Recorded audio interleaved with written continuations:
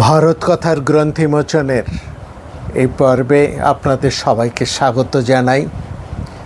আমরা মহারাজ জনকের সেই যেখানে ব্রহ্ম বিষয়ক প্রশ্ন উত্থাপিত হয়েছে সেই সভায় আমরা উপস্থিত আছি এবং সেখানে আমরা দেখেছি জনকের সভায় যাজ্ঞবল্ক্যকে প্রশ্ন করছেন বাচক্লবী গার্গী। বচুক্ল ঋষির কন্যা গার্গী, গার্গী বাচক্লবী।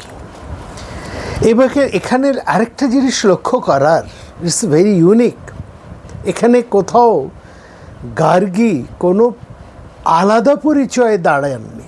অন্যান্য যে সমস্ত ব্রহ্মবিদ ঋষিরা সেখানে রয়েছেন সেরকম একই পরিচয়ে তিনিও দাঁড়িয়ে আছেন এবং তিনিও প্রশ্ন করছেন যাজ্ঞবল্ক্যকে। কেন যাজ্ঞবল্ক্যকে প্রশ্ন করা হচ্ছে? কারণ জনকের সভায় মহারাজ জনক জানতে চেয়েছিলেন উপস্থিত এই সমগ্র ব্রহ্মবিদ ঋষিদের মধ্যে কে সর্বশ্রেষ্ঠ ব্রহ্মবিদ, কে ব্রহ্মিষ্ঠ। এই জানার জন্যই তিনি 1000 সুবর্ণ মণ্ডিত ধেনু বা গরু এনেছিলেন এবং বলেছিলেন আপনাদের মধ্যে যিনি শ্রেষ্ঠ ব্রহ্মবিদ তিনি এই ধেনুগুলোকে, এই গাভীগুলোকে গ্রহণ করুন।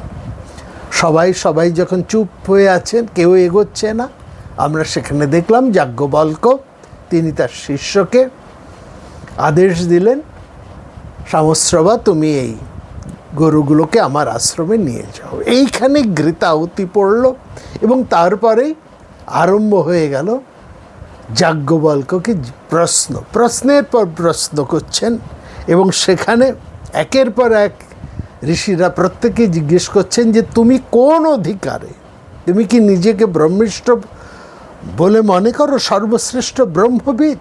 তুমি কোন অধিকারে সমস্ত গোধনগুলো নিজে নিয়ে যেতে সাহস করলে? এই যে বিভিন্ন প্রশ্ন হচ্ছে, একের পর এক প্রশ্ন করছেন এবং সেই প্রশ্নের উত্তর দিচ্ছেন যাজ্ঞবল্ক্য এবং তার শাণিত উত্তরের কাছে সবাই স্তব্ধ হয়ে নিশ্চুপ হয়ে যাচ্ছেন।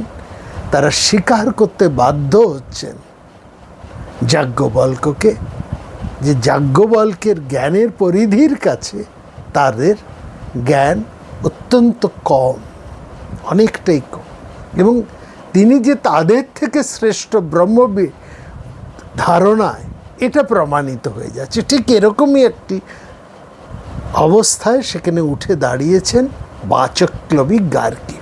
এই বাচক্লবী শব্দের অর্থ আমরা গত পর্বে বিস্তারিতভাবে বলেছি। এই বাচক্লবী কেবলমাত্র বচুক্ল ঋষির কন্যা হিসেবেই গার্গীকে বলা হয়নি।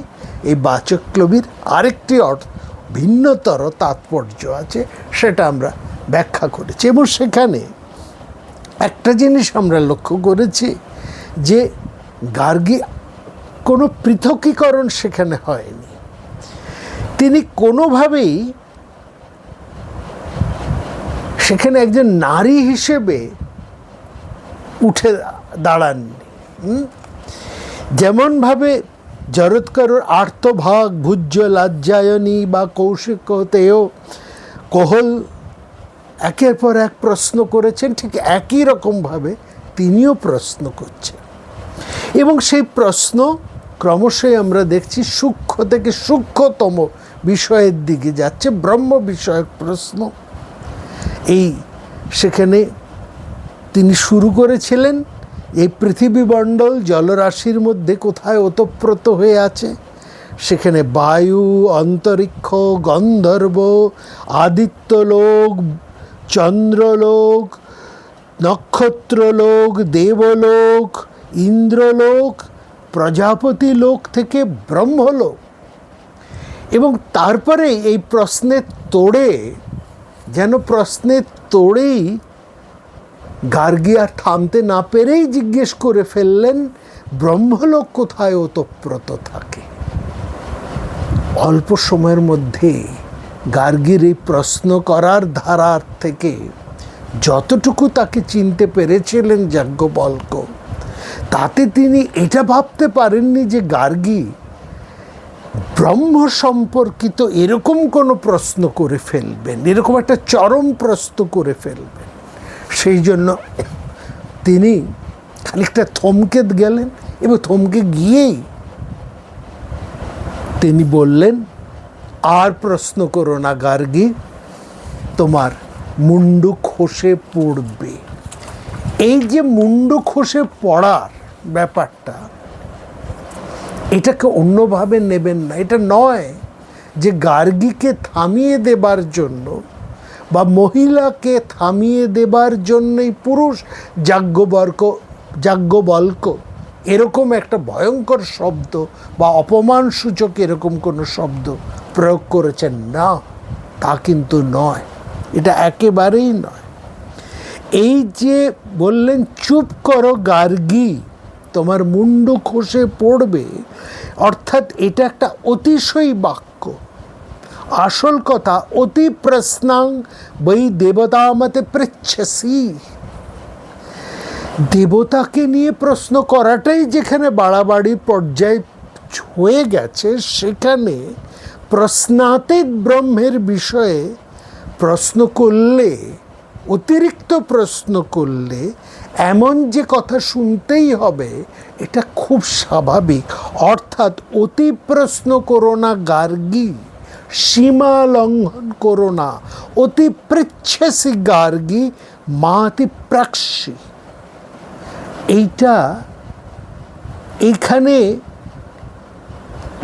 এরকম কথা, এই যে মুন্ডু খসে ফেলার কথা, এটা কখনোই এমন নয় যে কোনো মহিলাদের প্রতিনিধি হয়ে গার্গী সেখানে দাঁড়িয়েছেন, এমনটা নয়।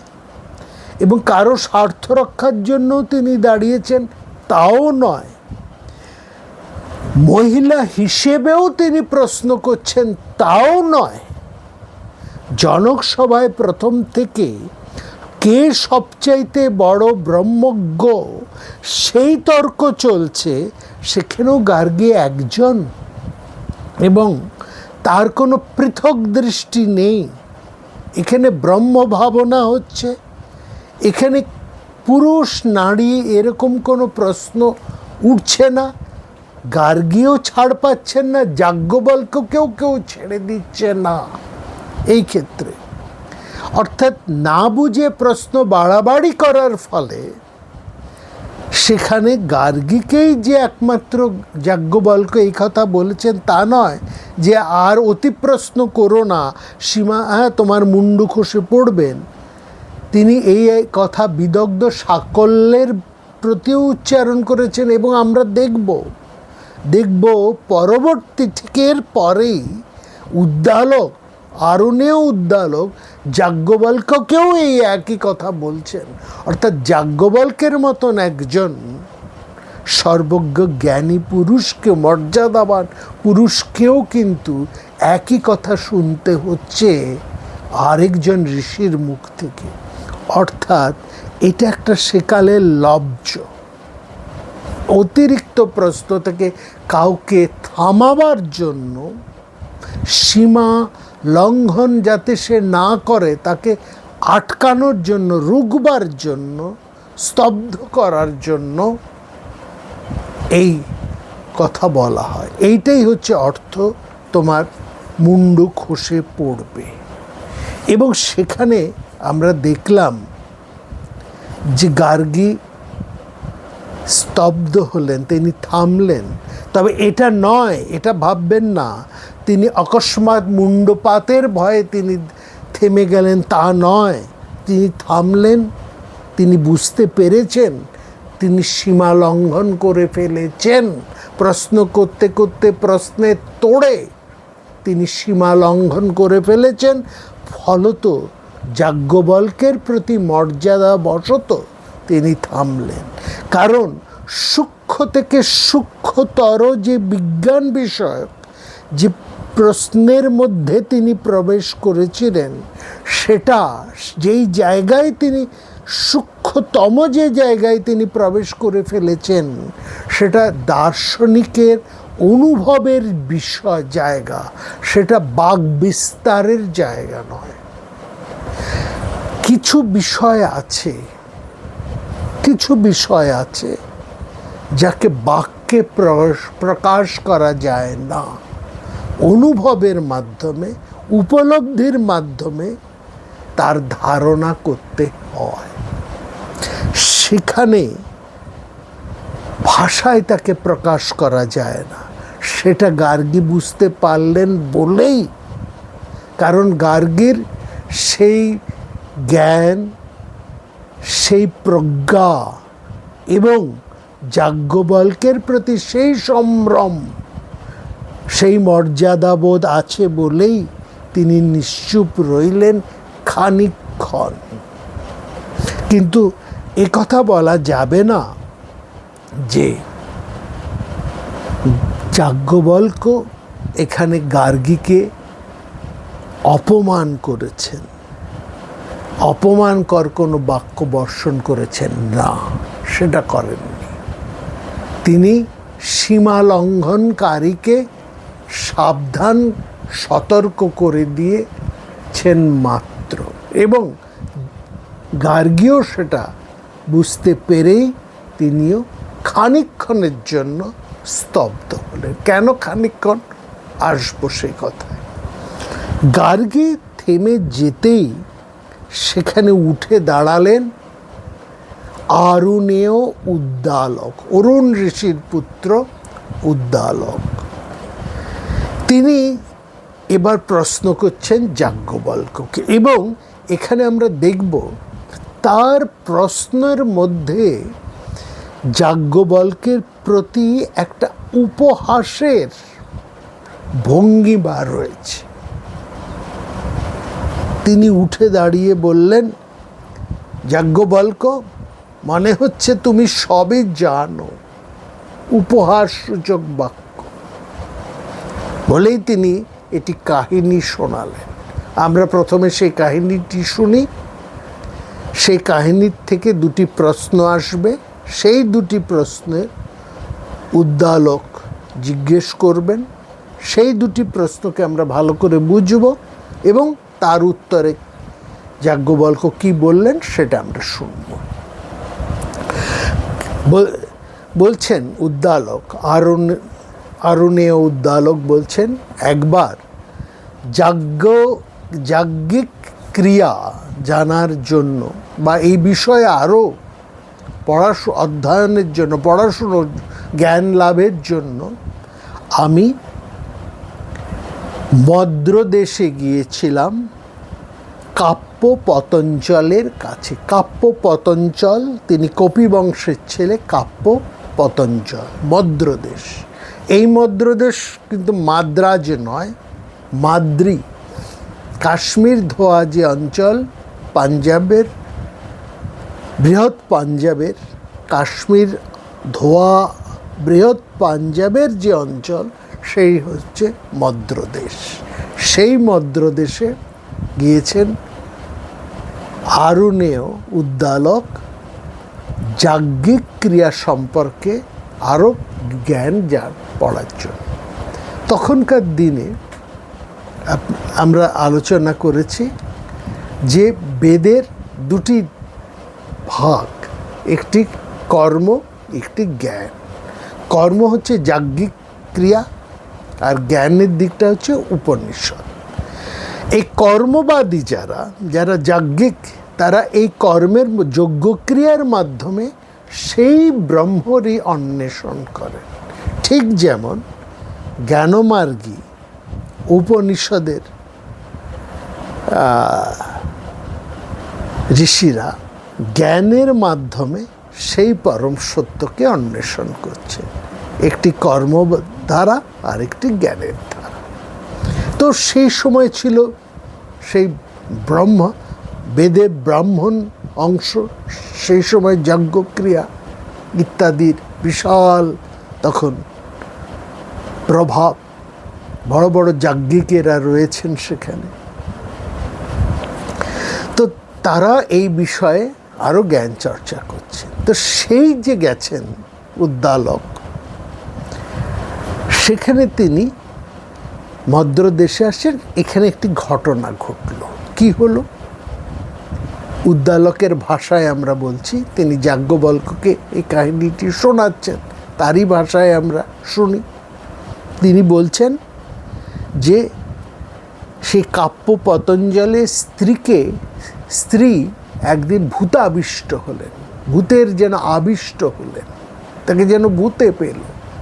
ভূত অর্থাৎ এখানে একজন গন্ধর্বের দ্বারা আবিষ্ট হলেন।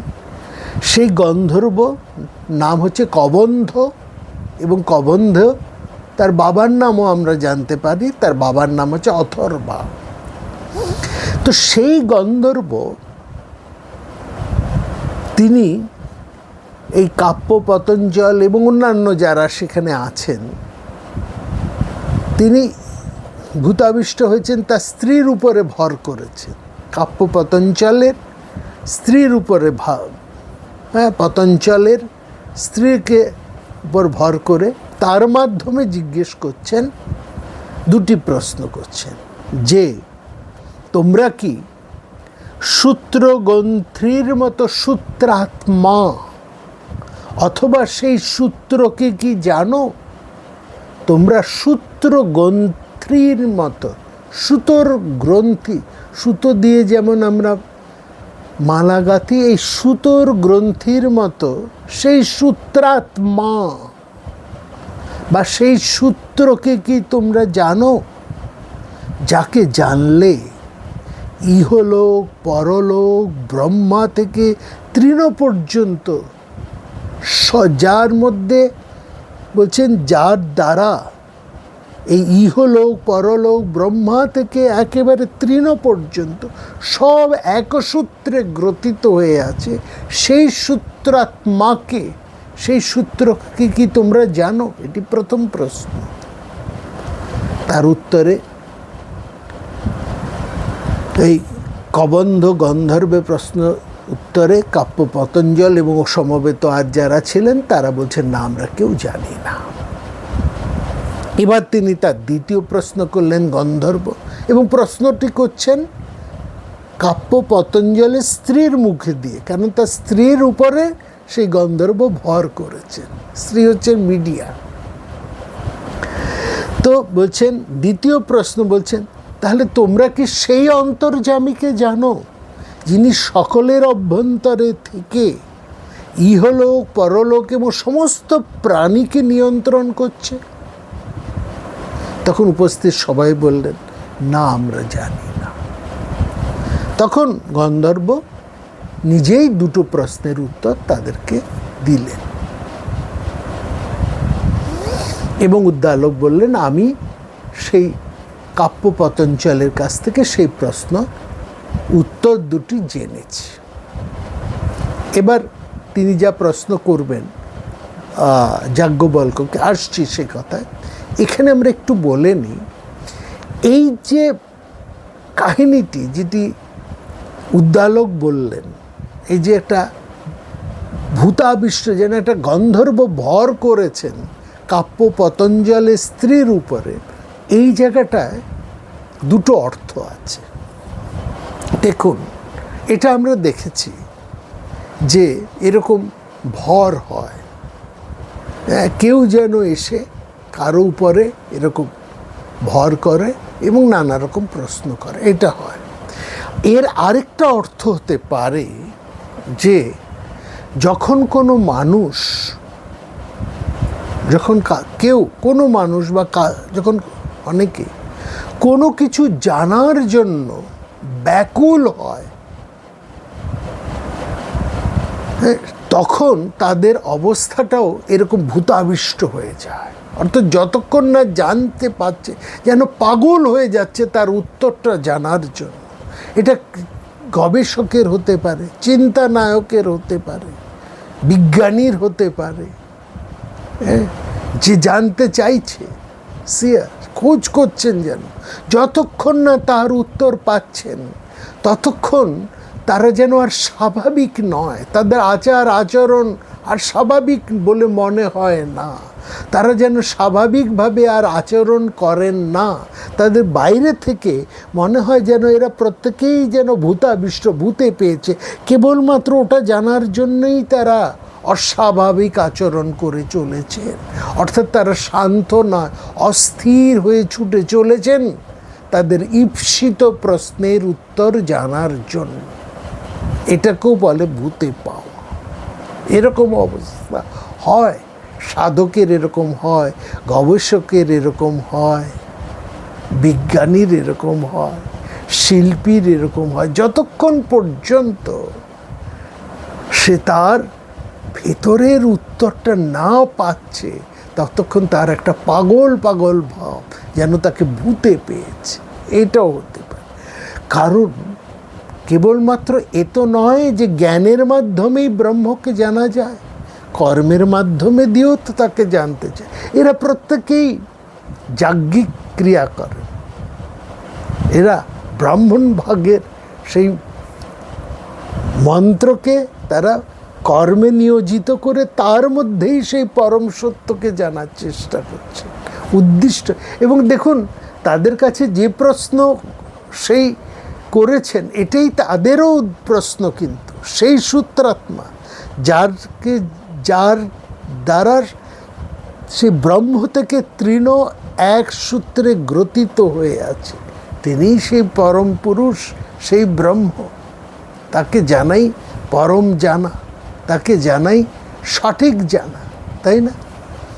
আর ঠিক দ্বিতীয় প্রশ্নটাও লক্ষ্য করুন, তিনি হচ্ছেন অন্তর্যামী, সবার অন্তরে রয়েছেন, হ্যাঁ, যিনি সকলের অভ্যন্তরে থেকে সমস্ত কিছুকে নিয়ন্ত্রণ করে চলেছেন।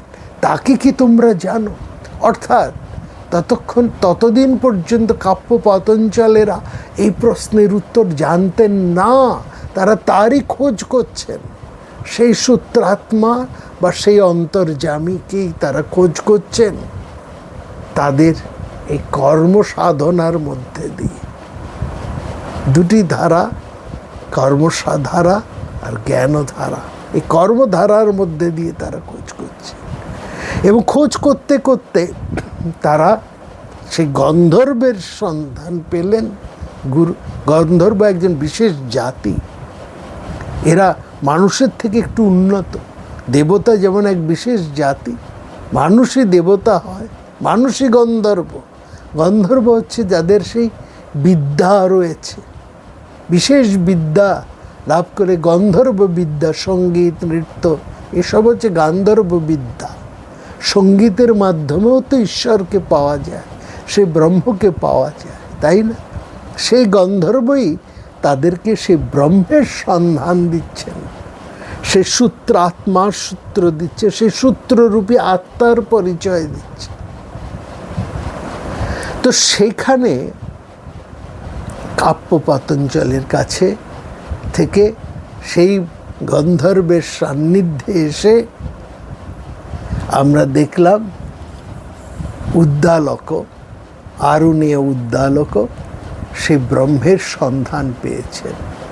তো তিনি সেই কবন্দ গন্ধর্বের কাহিনী শোনানোর পর যাজ্ঞবল্ক্যকে জিজ্ঞেস করছেন যে সেই সূত্রাত্মা অন্তর্যামীর তত্ত্ব আমি শুনেছি, আমি তাকে জানি, কিন্তু যাজ্ঞবল্ক্য তুমি যদি তাকে না জেনে মহারাজ জনকের দেওয়া গরুগুলোকে হরণ করে নিয়ে যাও, তাহলে তোমারও কিন্তু মুন্ডু খসে পড়বে। তচ্চত্তৎ যাজ্ঞবল্ক্য সূত্রম আবিদ্যান তঞ্চার্তর্যামিনং ব্রহ্মগ বিরুদ জগমে মূর্ধাতে বিপতিষ্যতে ইতি। যাজ্ঞবল্ক্য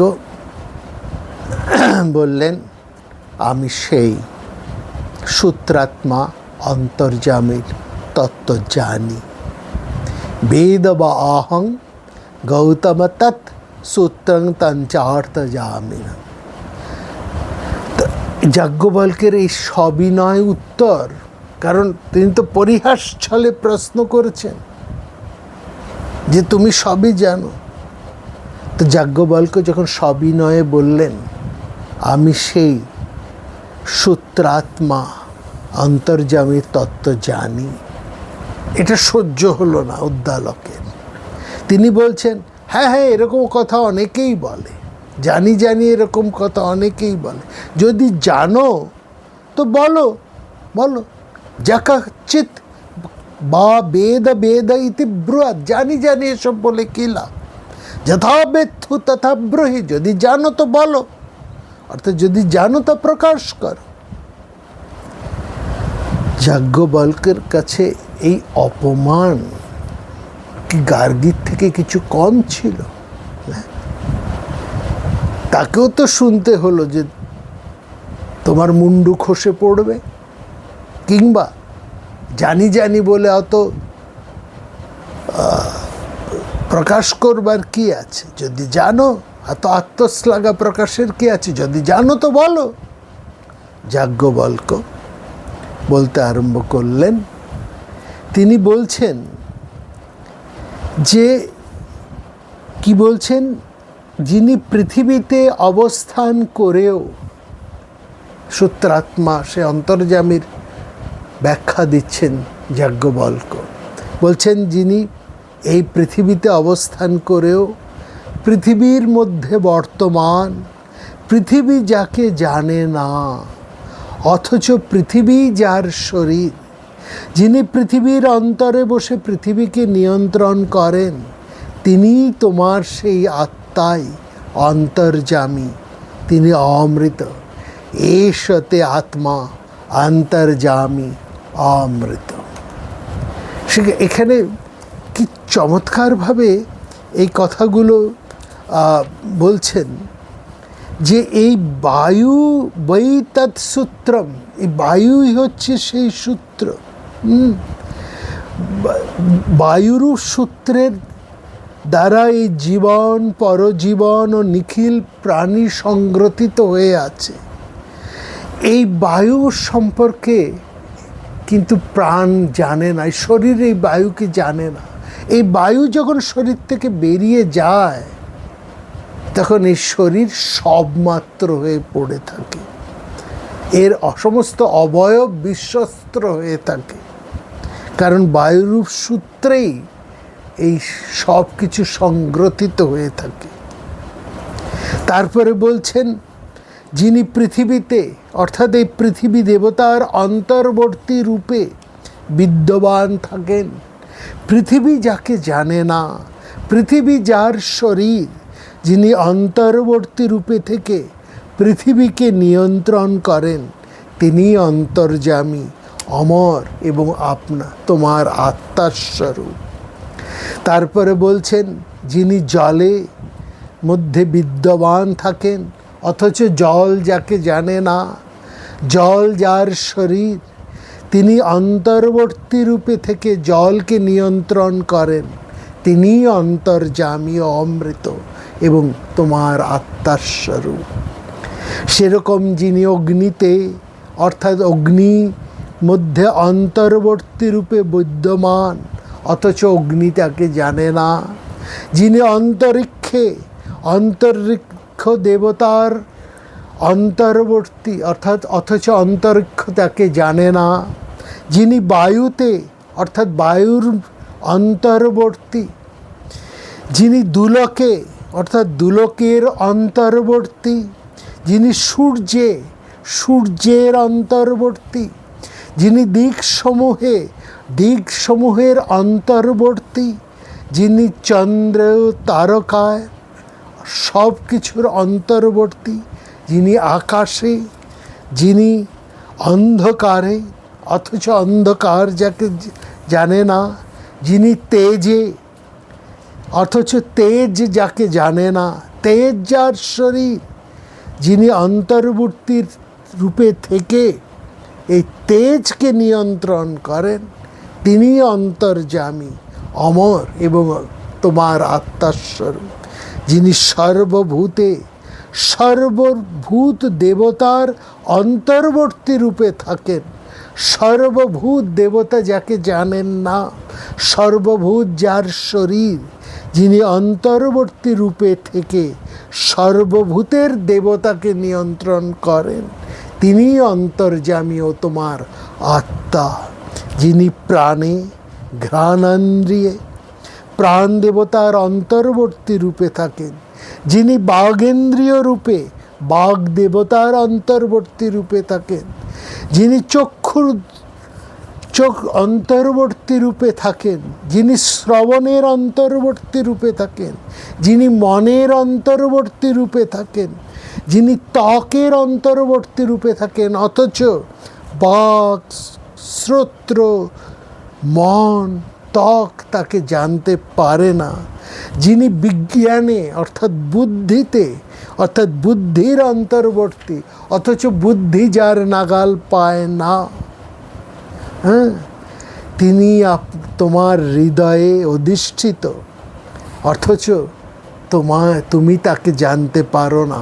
তুমি সেই তোমার হৃদয়ে অবস্থিত সেই পরমাত্মাকে জানতে পারো না।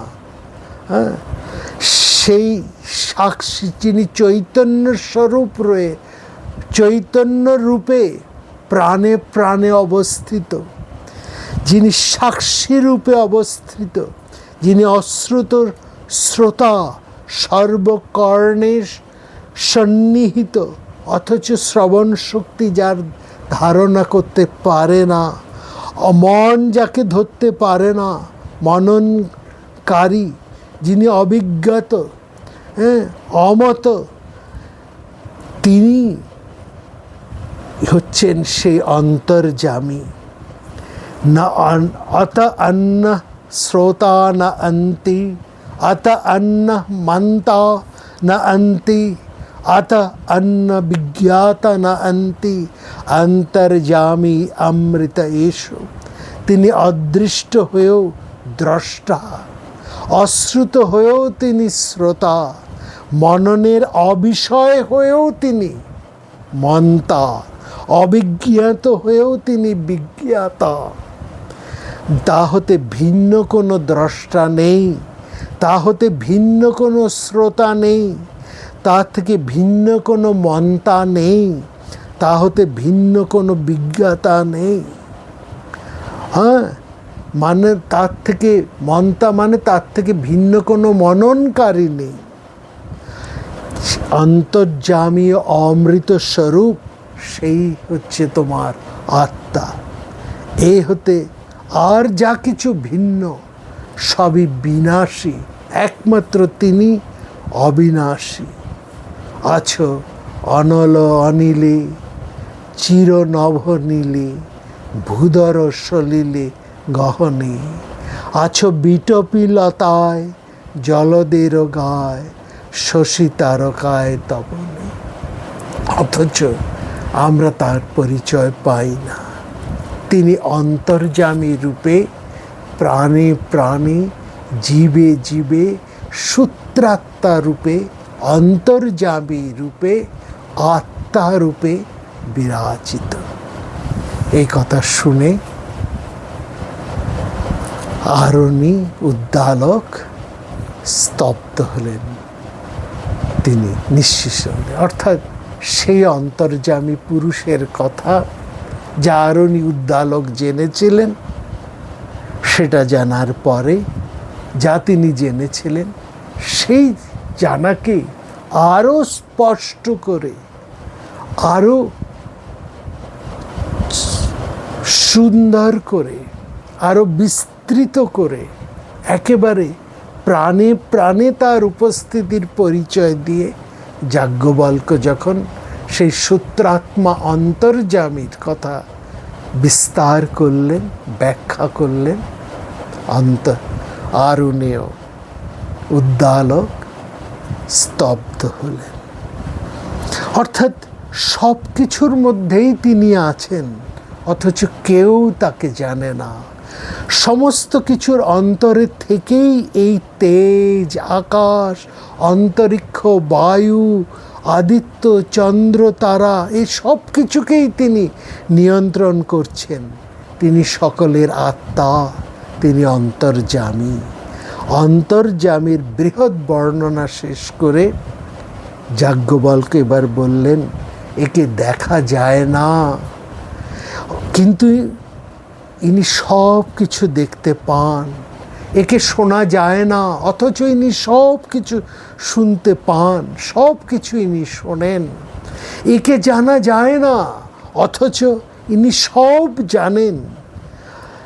অদৃষ্টে দ্রষ্টা, অশ্রুত শ্রোতা, অমতমন্তা, অবিজ্ঞাত বিজ্ঞাতা। এই আত্মা ছাড়া আর কোনো দ্রষ্টা নেই, তার চেয়ে বড় কোনো শ্রোতা নেই, তার চাইতে বড় কোনো বিজ্ঞাতাও নেই। এই আত্মাই তোমার অন্তর্যামী, তিনি অমৃত। আর অন্য সব কিছুরই বিনাশ হয়, সব কিছুই মৃত। এষতে আত্মা অন্তর্যামী অমৃতনাদার্থম। যাজ্ঞবল্ক্য একেবারে সঠিক উত্তর দিয়েছেন বলেই উদ্দালক একেবারে চুপ করে গেলেন। আর তিনি কোনো প্রশ্ন করার তার নেই, তিনি প্রশ্ন করার থেকে বিরত হলেন। তথা উদ্দালক আরুণীরপ আরাম, তিনি স্তব্ধ হলেন। যিনি একটু আগেই বলেছিলেন যে এ না বলতে পারলে তোমার মুন্ড কষে পড়বে, তিনি যখন এই উত্তর দিলেন, যাজ্ঞবল্ক্য কিন্তু তাকে আর ফিরে এ কথা বললেন না, কই হে, তুমি তো বড় বড় কথা বলেছিলে যে আমি বলতে না পারলে আমার মুন্ডু খসে পড়বে, আমার নাকি খুব বাড় বেড়েছে। তাহলে এবার কিন্তু এমন কোনো প্রতিক্রিয়া দেখালেন না যাজ্ঞবল্ক্য। অথচ যিনি জানেন, যিনি সঠিক জানেন, যিনি প্রকৃত জ্ঞানী, তার মধ্যে অবিনয় থাকে না, তিনি দুর্বিনীত হন না। এই জায়গাটাই আমরা এখানে দেখলাম। এবং এখানেই তারপরে আবার দেখলাম যে এই যে বৃহদারণ্যক যে উপনিষদ, এখানে এইটাকেই ব্রহ্মকে বোঝার চেষ্টা করা হচ্ছে। হ্যাঁ, এই বিভিন্ন প্রশ্ন, বিভিন্ন তর্কের মধ্যে দিয়েই একটু একটু করে ব্রহ্মের স্বরূপের উদ্ঘাটন করা হচ্ছে। এবং এটাও বোঝা যাচ্ছে যে ব্রহ্মকে প্রায় বোঝা যায় না, তাকে ব্যাখ্যা করা সম্ভব নয়, তাকে ভাষায় প্রকাশ করা যায় না। তিনি কেবলমাত্র অনুভববেদ্য, অনুভব উপলব্ধির মধ্যেই তাকে জানা যায়। সেই জন্যই প্রশ্নকর্তারা নীরব হচ্ছেন, নিস্তব্ধ হচ্ছেন। কিন্তু আশ্চর্য হলো, আবারও উঠে দাঁড়িয়েছেন বাচক্লবী গার্গী, সেই বচক্ল ঋষির কন্যা। এটা নেই যে তার লজ্জা নেই, একজন পুরুষ তাকে থামিয়ে দিয়েছেন বলে তিনি কথা বলবেন না, এমন নয়। অন্য বিদ্বান ঋষিরা তাকে সমর্থন করছেন বলেই যে তিনি আবার উঠে দাঁড়িয়েছেন তাও নয়। তিনি সঠিক, অর্থাৎ যাজ্ঞবল্ক্য সঠিক উত্তর দিতেই ব্রহ্মকে আরো বিস্তৃতভাবেই যেন, অর্থাৎ ব্রহ্ম বিষয়ক ভাবনাকে আরো স্পষ্টতর করার এই উদ্দেশ্য নিয়েই যেন আবার গার্গী বাচক্লবী উঠে দাঁড়িয়েছেন প্রশ্ন করতে। তিনি এবার এখানে লক্ষ্য করবেন, বাচক্লবী গার্গী এতটুকু ক্ষুণ্ণ হননি, এতটুকু তিনি রেগে যাননি, বরঞ্চ যাজ্ঞবল্ক্যের কথা শুনতে শুনতে তার মর্যাদার ব্যাপারে তিনি সপ্রশংস হয়ে উঠেছেন, আরও শ্রদ্ধাবান হয়ে উঠেছেন যাজ্ঞবল্ক্যের প্রতি।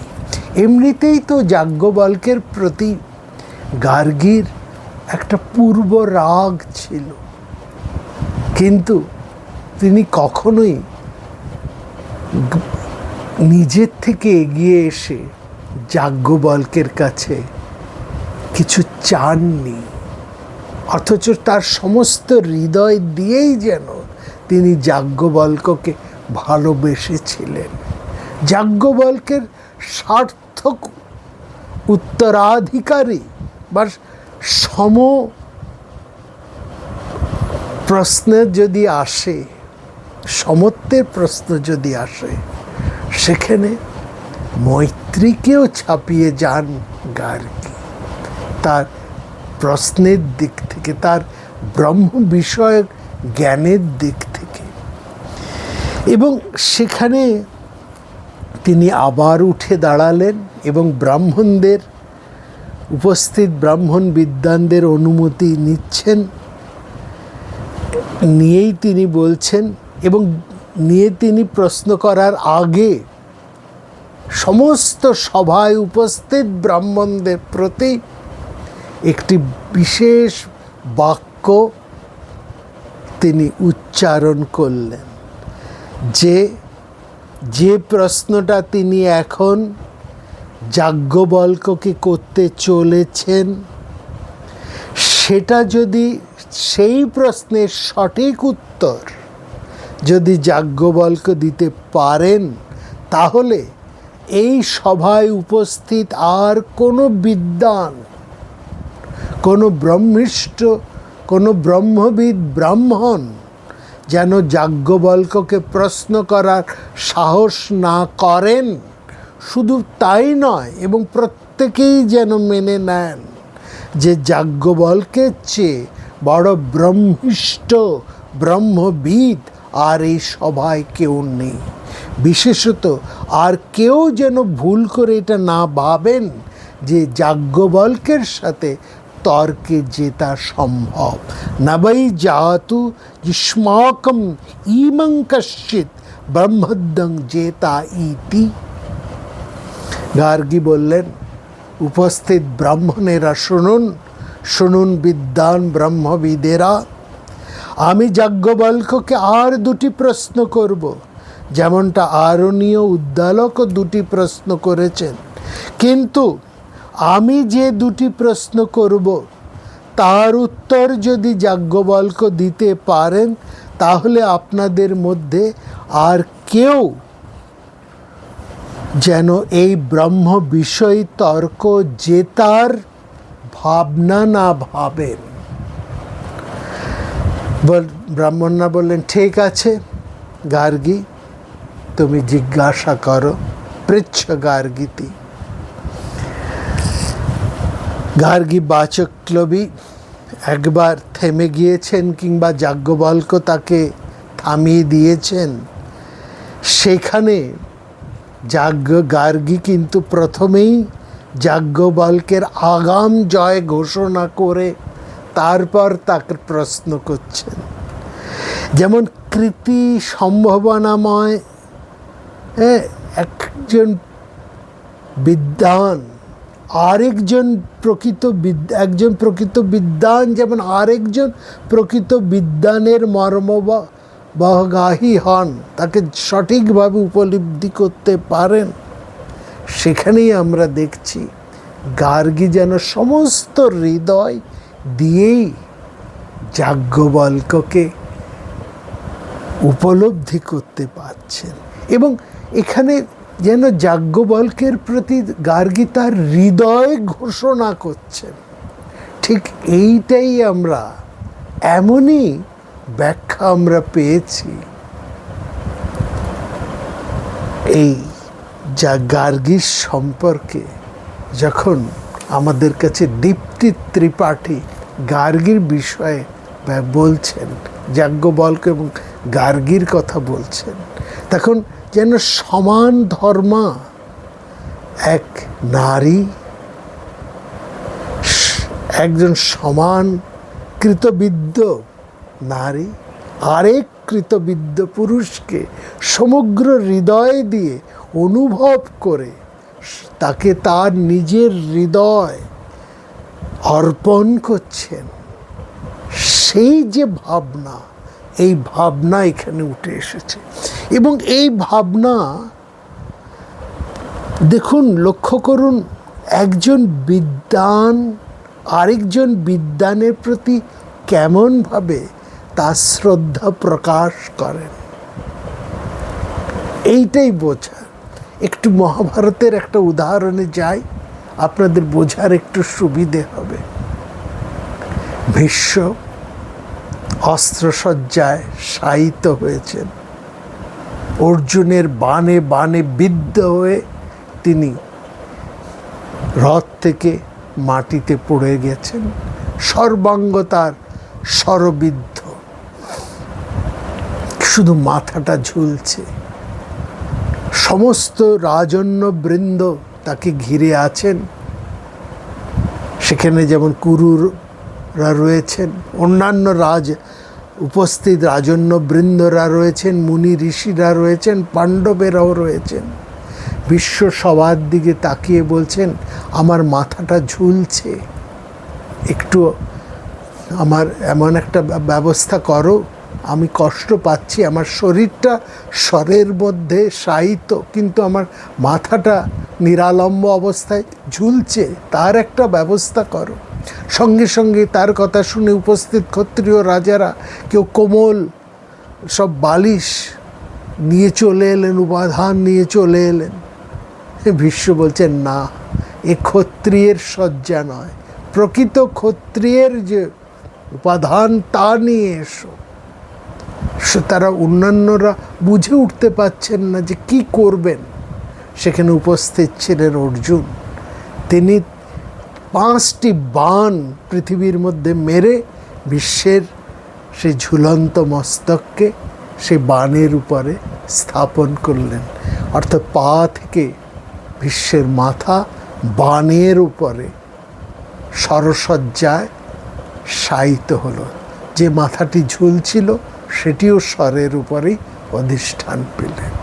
এইটা হচ্ছে সঠিক উপলব্ধি করতে পারেন একজন বীর, আরেক বীর হৃদয়ের ভাষা বোঝেন। আরেকটু উদাহরণ, ওখানেই বিশ্ব বলছেন, আমার গলা শুকিয়ে আসছেন, আমি একটু জল খেতে চাই। সবাই ছুটলেন, সব স্বর্ণ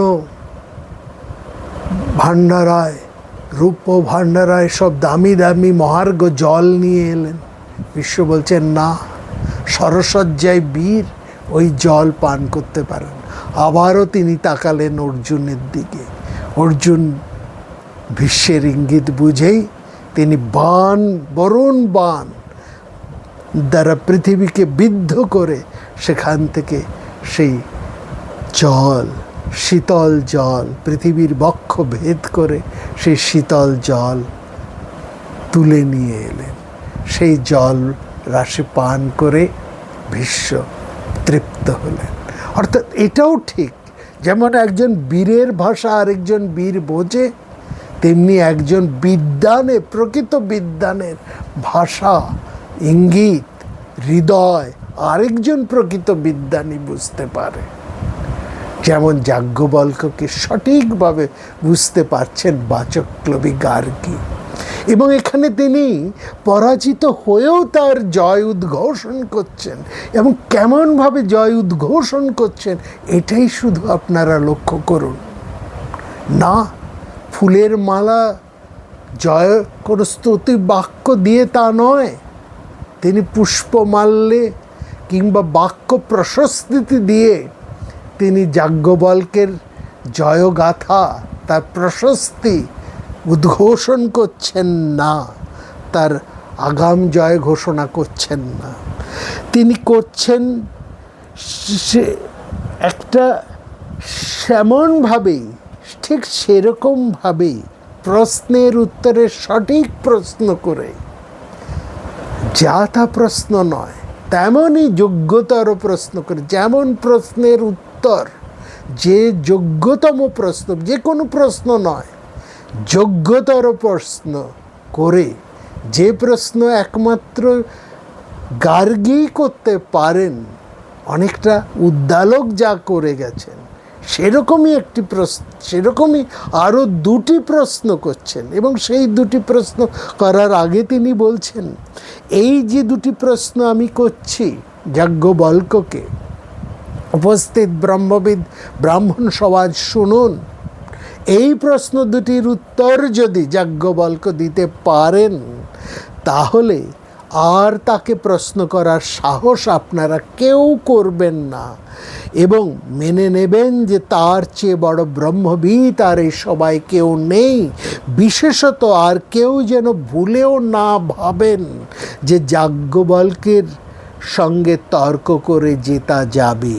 না বৈ জাত ইস্কাকম ইমং কশ্চিৎ ব্রহ্মোদ্যং জেতা ইতি। এইটাই লক্ষ্য করুন। একজন প্রতিস্পর্ধী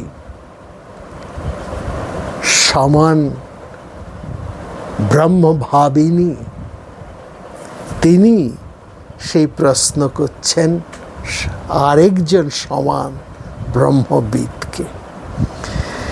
শান্তভাবে যাজ্ঞবল্ক্য তিনি তার উত্তরে শুধু এটাই নয়, তার প্রশ্নটা কেমন হবে তারও নমুনা দিচ্ছেন গার্গী।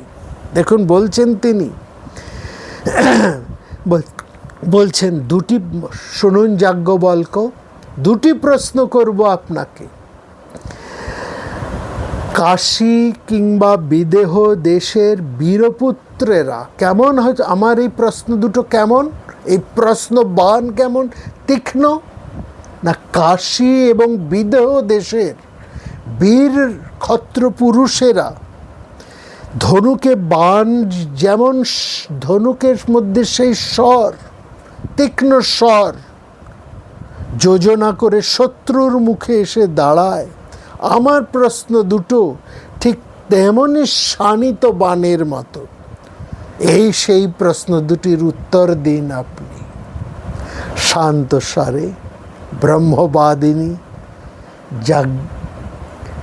গার্গীর প্রতি এতটুকু উষ্মা প্রকাশ না করে শান্তভাবে যাজ্ঞবল্ক্য বললেন, প্রশ্ন করো গার্গী, পৃচ্ছ গার্গী।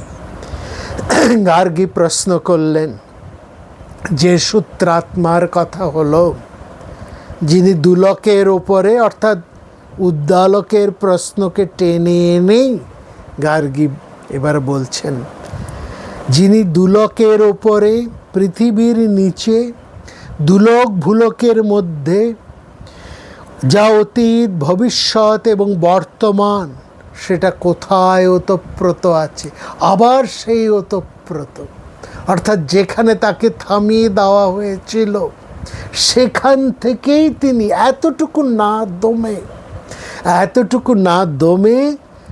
এতটুকু তার নিজের স্থান থেকে চ্যুত না হয়ে সেই কোথায় ওতপ্রোত আছে সেই প্রশ্নের ধারায়, সেই চরম জায়গায় যেখানে তিনি তিরস্কৃত হয়েছিলেন, কিন্তু একজন ব্যক্তিত্বময়ী মহিলা, তিনি তার প্রশ্নের ধারা তো পরিবর্তন করবেন না, তিনি প্রশ্নটাকে সামান্য মাত্র একটুখানি ঘুরিয়ে এনে সেই উদ্দালকের প্রশ্ন থেকেই তিনি আর প্রশ্নটাকে আরেকটু এগিয়ে নিয়ে গিয়েই সেই ওতপ্রোতের জায়গায় ফিরে এসে যাজ্ঞবল্ক্যকে আবার প্রশ্ন করছেন।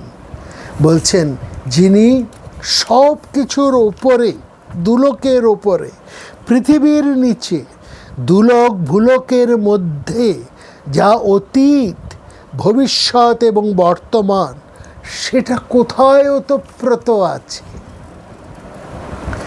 যাজ্ঞবল্ক্য স্মিত হাস্যে শান্তভাবে বললেন, গার্গী শোনো, তোমার জিজ্ঞাসিত এই সূত্রাত্মা, যাকে জ্ঞানীরা দুলকের উপরে, পৃথিবীর নিচে, দুলক এবং পৃথিবীর মধ্যে এবং ভূত, বর্তমান, ভবিষ্যৎ অর্থাৎ অতীত, বর্তমান, ভবিষ্যৎ, যাকে সর্ববস্তুময় বলে নির্দেশ করেন, সেই সূত্রাত্মা আকাশে ওতপ্রোত থাকে। সূক্ষ্ম পৃথিবী যেমন জলের মধ্যে আছে, তেমনি এই অভিব্যক্ত সূত্র সূক্ষ্মভাবে সৃষ্টি, স্থিতি এবং প্রলয়ের মধ্যে বর্তমান, যেটাকে আকাশের মতো বললেই চলে। অনভিব্যক্ত আকাশের মধ্যেই অনভিব্যক্ত জগৎ ওতপ্রোত হয়ে আছে।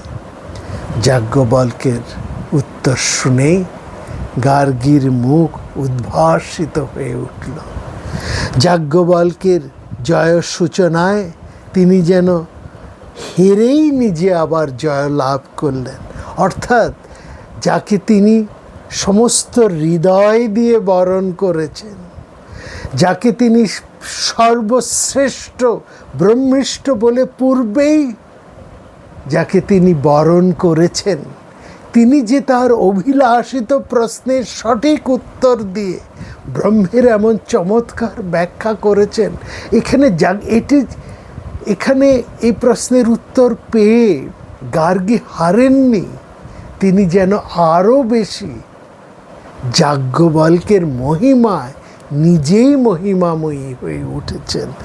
যাজ্ঞবল্ক্যের আলোকে তিনি যেন আরও বেশি করে উদ্ভাসিত হয়ে উঠেছেন এবং শানিত স্বরের মতন তার প্রশ্নবাণ বিহত ব্যর্থ হওয়া মাত্রই গার্গী যাজ্ঞবল্ক্যের উদ্দেশ্যে আনত হয়ে বললেন, আমি প্রণাম জানাচ্ছি আপনাকে, তে নামা আস্তু।